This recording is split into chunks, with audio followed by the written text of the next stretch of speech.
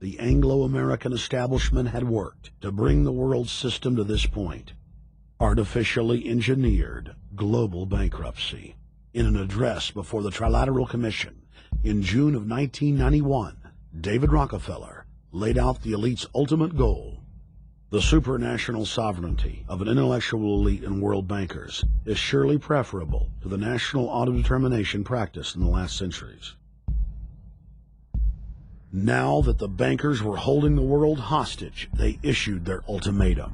The only solution to restart the global economy would be to set up a planetary government ruled by a new Bank of the World, a Bank of the World owned and controlled by them. Suddenly, hundreds of prominent publications announced the solution, the people's only salvation. Time magazine, in an article titled "The New World Order," said that the new super bank would control the world's currencies and set interest rates, and that the new bank would, quote, knock the heads of bad countries like the United States. At a meeting of central bank heads and finance ministers dubbed Bretton Woods II, the plan for world government was unveiled by the very bankers that had engineered the collapse. Formerly sovereign countries would now pay their taxes directly to the banking cartel. Hundreds of new carbon taxes, controlling every facet of human activity, would only be the beginning. Now all the elite had to do was to sell the public on accepting the final phase of their takeover.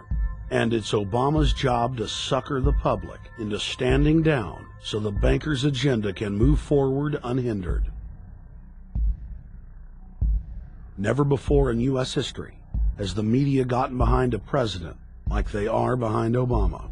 The press has pulled out all the stops, bestowing a crown of infallibility upon Obama as the savior of the people. The elite are betting everything they've got on Obama's charisma and hoping that he can sell the world on their program of tyranny. Yes, there have been differences between America and Europe. No doubt there will be differences in the future. But the burdens of global citizenship continue to bind us together. A change of leadership in Washington will not lift this burden. In this new century, Americans and Europeans alike will be required to do more, not less. Partnership and cooperation among nations is not a choice. It is the only way. We've got to give them a stake in creating the kind of world order that I think all of us would like to see. In truth, Obama is not simply continuing George W. Bush's policies. He is radically expanding them. I thank President Bush for his service to our nation. This film has documented the painful fact that Barack Obama's agenda is the complete opposite of what he has claimed it to be. Now we will reveal what Barack Obama and his controllers' true agenda is. Number 1. Bring the United States under the complete regulatory control of a private offshore superbank known as the Bank of the World. More than 100 new taxes are now being developed under the umbrella of curbing greenhouse gases. The new taxes will be paid directly to the private bank consortium. At the producer level, taxes will be paid on farm animals' flatulence. At the consumer level, there will be carbon taxes on all forms of meat, beef, poultry, pork, and fish. All cars will be fitted with satellite tracking boxes that will tax driving by the mile. And an added tax will be placed on all fossil fuels, including motor oil and natural gas. All plastic products will have a carbon tax added. Outdoor space heaters and fireplaces are to be taxed. All electricity produced by coal-powered plants will be taxed. Under the cap-and-trade system, citizens will be forced to pay taxes on thousands of products to private cap-and-trade services owned by Al Gore and other elitists. There will be taxes on light bulbs, water, trash pickup, air travel, train travel, bus, ship, medicine, steel production, mining, clothing, laundry, asphalt are just a few of the new taxes to be levied. But to truly transform our economy, to protect our security and save our planet from the ravages of climate change, we need to ultimately make clean, renewable energy the profitable, kind of energy. So I ask this Congress to send me legislation that places a market-based cap on carbon pollution and drives the production of more renewable energy in America. That's what we need.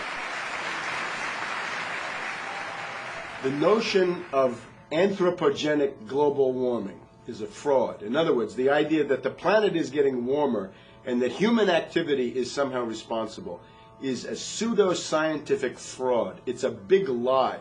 It's a monstrosity. Remember the Nazis, they had race science, race hygiene. They said Aryan blood is different from any other kind of blood. This was, of course, idiocy, a fantastic piece of nonsense. Today, we've got something similar.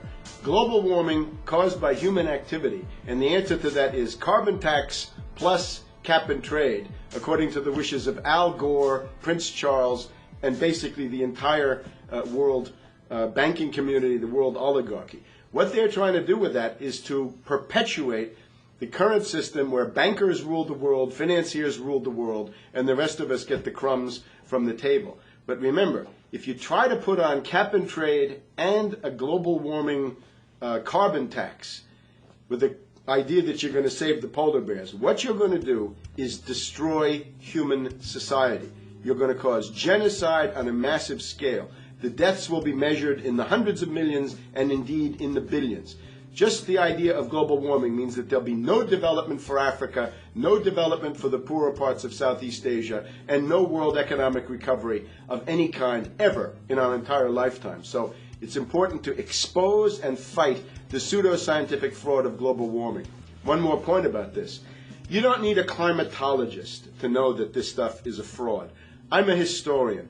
I can tell you, in the last 1,000 years, we had a period of very warm temperatures called the medieval warm period, where all kinds of grapes and semi-tropical stuff were growing very far into the northern hemisphere. That was about 1100, 1200.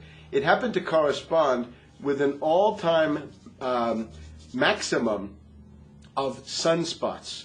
Right now, we can say that we're going into another maximum period where there'll be some warming, but we're well within the limits of the medieval warm period. About 1600 to 1650, there was an ice age in northern Europe. The North Sea was filled with ice. The German and Dutch ports and the English ports were filled with ice. That corresponds to an all-time minimum of sunspot activity, the Spörer minimum and the Maunder minimum. So this has largely got to do with solar activity. We can see that other planets, not just the Earth, are warming slightly as a result of increased solar activity. But we're well within the minimum. So what the oligarchs claim to be an open and shut scientific case is a piece of pseudo-scientific nonsense, and it should be rejected. Number 2, the social engineers are fully aware that the Obama craze will wear off quickly, so they are racing to put in place the most oppressive police-state control grid in human history. 20,000 battle-hardened regular Army troops are now being deployed to patrol the streets of the United States.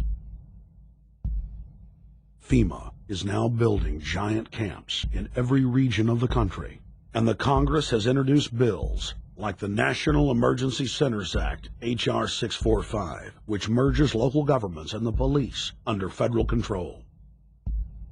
And as we all know that have watched these things, they're ready for the riots.